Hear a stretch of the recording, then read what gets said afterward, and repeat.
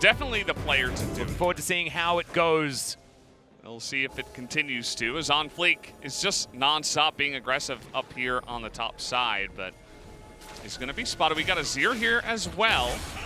Yep, there's the Emperor's Divide, but the ulti avoids it. Good work from Spirit, who's going to flash forward. They're looking for Summit. The Vault is going to close the distance. Ignite finishes off the killers now. The Showstopper comes down, and Keen is going to be taken 1 for 1. But First Blood going over to Afrika gives them that little bit of extra money.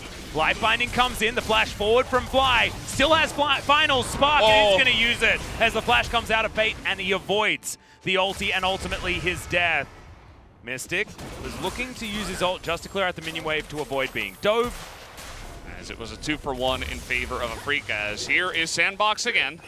Yeah, Vault goes back. Oh, tried to sidestep it, but that Glacial Fissure just a little bit too wide, and that's a good gank.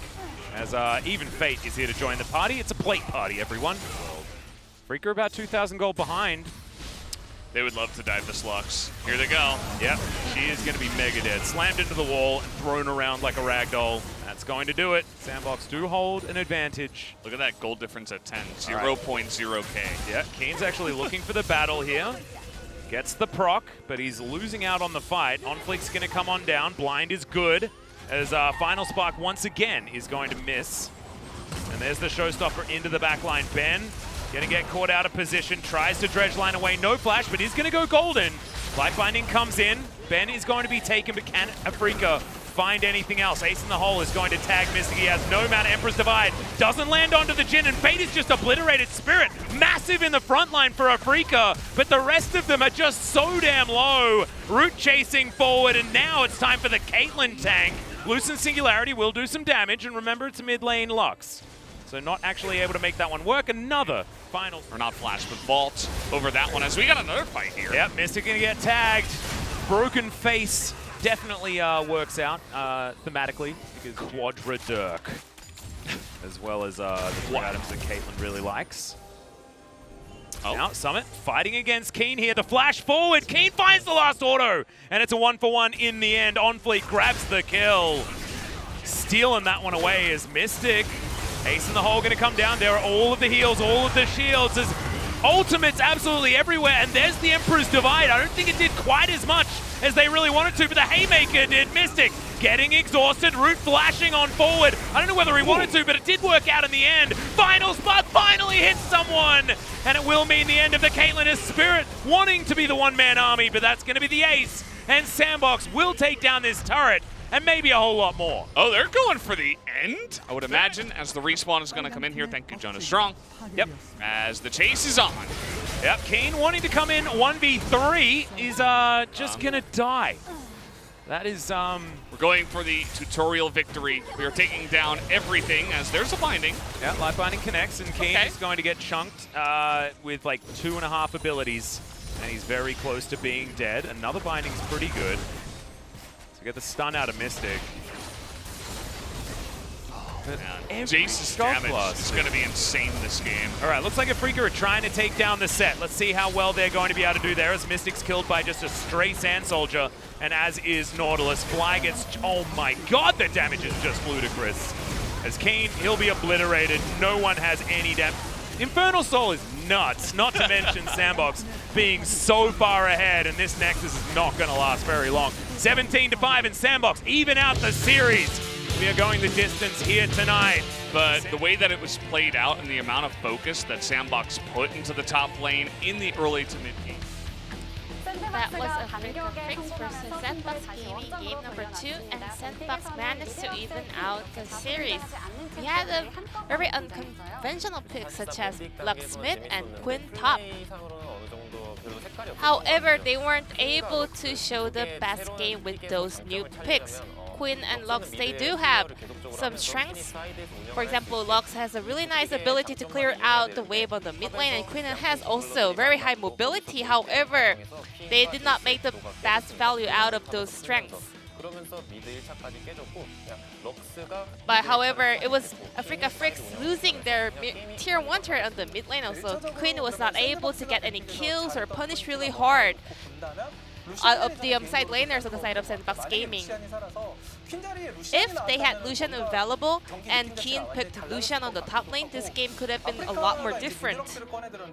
In Africa, the Lux mid was really unexpected. Well, Fly did play some Lux games here in the LCK, and also there are some Challenges Korea team that usually plays mid-Lux game a lot. However, we always call Lux as a pretty Kasadin.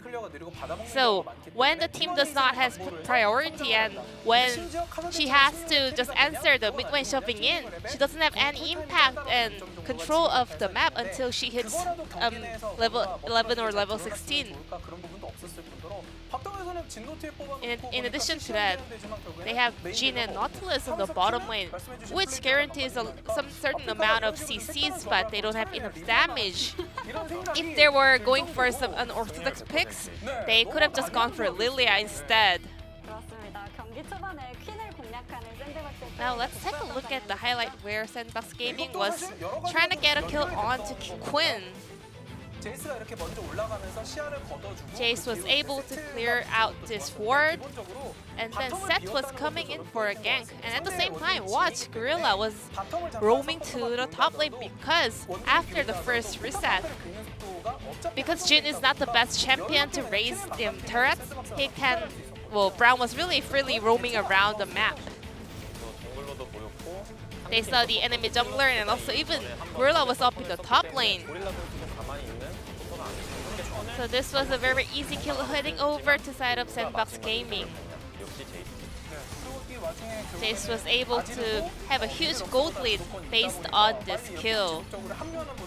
At the same time, Azir had much more priority on the mid lane, so he was able to group up with Jace as well. When Sandbox Gaming was raising the tier 2 turret on the top lane, Jhin was only getting 1 or 2 plates on the bottom lane. We have this highlight at the 28-minute mark where Africa Freaks showed the weakness of their comp. Even though Africa Freaks actually had a favoring spot for this fight, Sandbox Gaming was the one winning the fight in the end. Keen did manage to pick up a kill with this 1v1 fight, however, the followed-up fight was somewhat different. The sustainability between two AD carriers was really different, and also Azir has much more power to put impact in team fights. Jhin and Lux, those two champions requires a bit of a time in order to scale enough. And the DPS on the side of Sandbox Gaming was much more higher compared to that of Africa Freaks. Because there were no frontliners on the side of Africa Freaks, Caitlyn was able to even flash forward. Africa Freaks, they had a lot of condition that they needed to get a win in this game. For example, Queen dominating the side lane, but they were not able to execute any of these options. Sandbox is not a weak team who will lose those kind of a comp that does not have any viable, any rational reason. Now it's time to check out the player of the game on the side of Sandbox Gaming. Summit on Jace. It's been a while since he picked up the POG here in the LCK, and also it's been a while since we saw him taking down King on the top lane as well. This time around, a lot of attention was headed over to the top lane, and Summit successfully absorbed all the aggro and turned it around. Summit did not make any critical mistakes in this game. And I mean, indeed, Africa Freaks had some poke damage, but Jace was also there to put a lot of damage as well. Well, Jace EQ did more damage compared to Lux ultimate, to be honest, in this game. And Summit picked up 7 votes out of 12, and some votes headed over to OnFlick as well. 2 votes over to the support Gorilla. So yeah, those other players who got the POG votes were also showing a very good performance. And let's move on to game number 3.